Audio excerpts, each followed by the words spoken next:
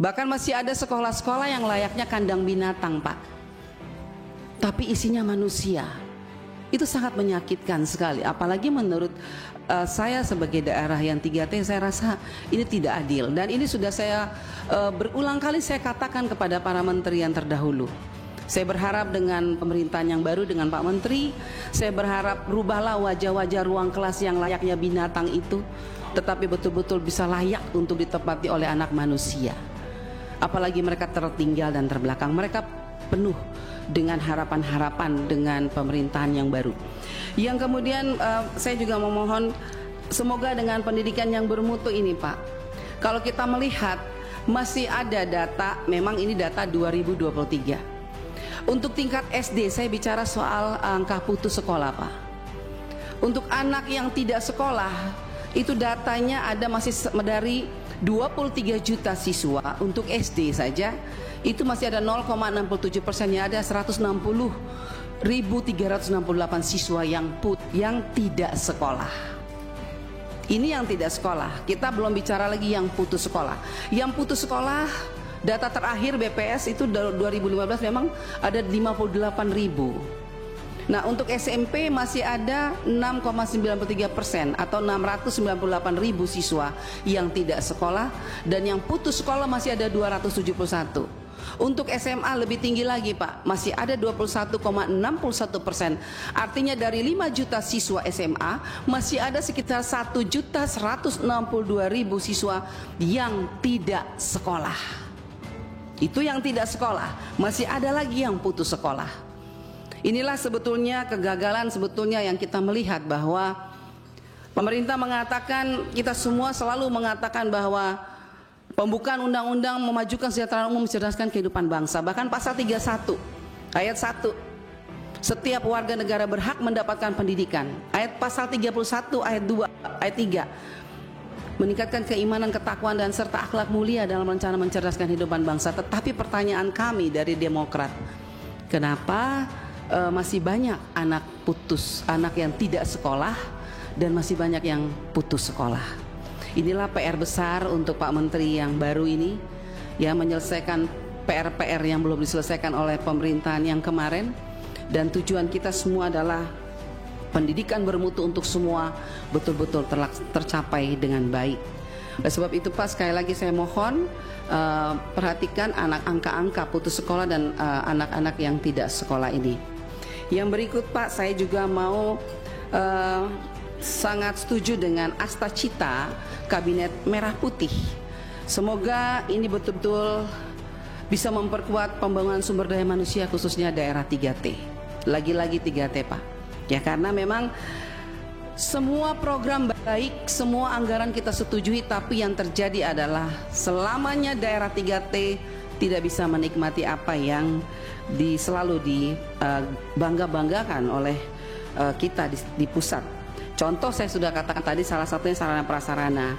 Kemudian kesejahteraan guru-guru, Pak. Ada sertifikasi guru, tetapi ada juga sertifikasi yang ditahan-tahan oleh pemerintah.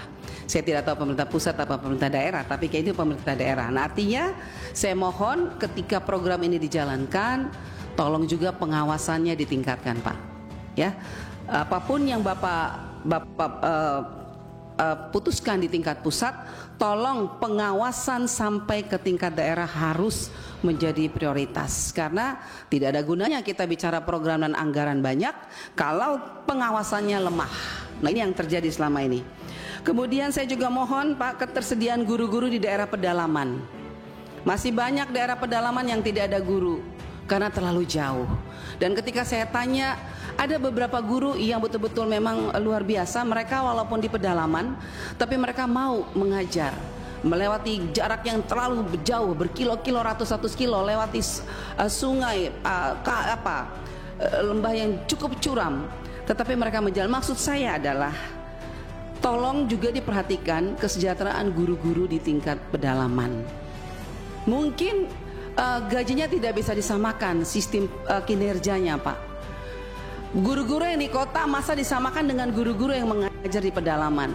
Yang di kota bangun pagi naik mobil sampai mengajar selesai. Tapi yang di pedalaman mesti naik perahu, turun lembah, segala lewat sungai, lewat apa? Kalau kita NTT mengatakan lewat kali yang besar, mesti tunggu kalau musim banjir, mereka mesti tunggu dulu. Kadang-kadang ada guru yang hanyut terbawa banjir. Maksud saya beri penekanan kepada guru-guru yang di pedalaman. Apa yang kita mau melakukan untuk mereka? Paling tidak ada perhatian pemerintah secara khusus untuk mereka di pedalaman. Paling tidak diberi reward atau apa Pak. Mungkin gajinya dibedakan dengan guru-guru yang enak-enak saja di kota. Artinya kalau guru-guru di kota kan tinggal jalan, tapi di sana itu susah sekali. Nah, saya mohon penekanan itu Pak. Kemudian saya juga minta kita masih tetap mesti memberikan keadilan kepada guru-guru swasta. Sampai saat ini Bapak, guru-guru swasta masih tetap berteriak mohon keadilan karena mereka juga sudah mengajar anak bangsa cukup lama. Tetapi ketika mau bicara soal P3K, mereka tetap dibedakan. Ternyata ketika kita melihat bahwa ada di Permendagri 348.5 bahwa setiap guru-guru yang akan mengikuti P3K mesti mendaftar melalui instansi pemerintah. Nah, jadi ketika mereka daftar di sekolah negeri, maka ketika mereka lulus, mereka harus mengajar di sekolah negeri. Nah, bagaimana dengan sekolah swasta yang awalnya mereka mengajar di situ, tapi mereka tidak bisa kembali ke sekolah itu. Nah, ini menjadi kekosongan di sekolah-sekolah swasta. Mohon Pak Menteri, Bapak-Bapak Menteri yang baru, tolong masalah-masalah ini mungkin dibicarakan lagi dengan Kemendagri. Apakah ada pasal-pasal atau keputusan Menteri yang harus dirubah supaya bisa mewujudkan keadilan sosial bagi seluruh rakyat Indonesia, baik siswa maupun guru-guru maupun sarana prasarana pendidikan. Kemudian saya juga mohon Pak, semoga pendidikan untuk semua, pendidikan bermutu untuk semua ini, terutama layanan pendidikan inklusif.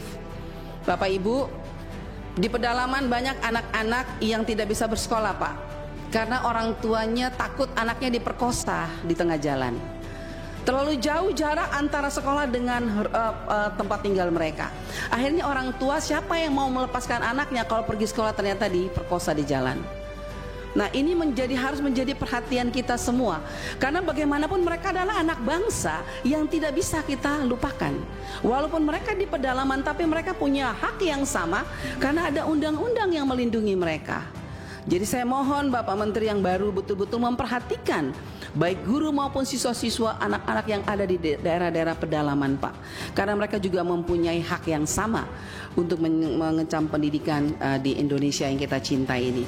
Kemudian untuk terakhir, sekali lagi Bapak Ibu, mohon juga untuk saya senang mendengar berita bahwa akan kembali ke ujian nasional. Ya, betul sekali kata saudara saya tadi mengatakan ini jangan terburu-buru, tetapi saya yakin pasti Pak Menteri bisa memberikan keputusan yang terbaik karena memang kenyataannya sekarang banyak anak SMP, SMA lulus tetapi tidak tahu membaca. Literasinya jelek sekali. Nah, ternyata saya tanya, kenapa ya? Kok anak-anak tidak pintar tapi lulus? Ternyata katanya, kalau saya nggak salah ya, saya nggak tahu nih ada Bu Sekjen. Katanya kemarin itu diharuskan wajib lulus. Apakah itu benar? Kalau menurut guru-guru wajib lulus. Jadi pintar tidak pintar wajib lulus. Pantesan suruh baca nggak bisa baca. Nah, ini menjadi persoalan penting Pak. Hati-hati karena bagaimanapun kita harus memberikan yang terbaik agar kualitas pendidikan anak-anak kita khususnya di literasi, numerasi dan sains teknologi itu benar-benar menjadi fokus kita bersama. Jadi kalaupun mereka lulus, mereka betul-betul pintar dan cerdas, bukan hanya sekedar lulus. Masih banyak lagi Pak Menteri mengenai banyak sekali ada permintaan juga dari guru-guru untuk PMM yang kemarin diadakan kalau bisa ditiadakan, tapi masih ya kita serahkan semua kepada Pak Menteri yang baik saja bagaimana. Yang penting jangan menyusahkan guru-guru dengan program-program yang harus menggunakan data dan lain sebagainya macam. Akhirnya mereka kehilangan jam mengajar, hanya melelahkan para guru dan akhirnya tidak maksimal program ini. Mereka belajar baik, tapi mari kita kalau bisa kita lihat lagi Pak, apakah ini perlu dilanjutkan atau apa kita ganti dengan yang model lain, tapi harus tetap tujuannya adalah untuk meningkatkan kualitas pendidikan di Indonesia. Untuk pendidikan tinggi ya kita berharap semoga nanti diharapkan kementerian bisa membuat roadmap mengenai arah riset dan inovasi perguruan tinggi kita Pak. agar riset dan teknologi kita selaras dengan kebutuhan industri kita serta berjalan dengan arah pemerintahan kita saat ini. Terima kasih Ibu Pimpinan.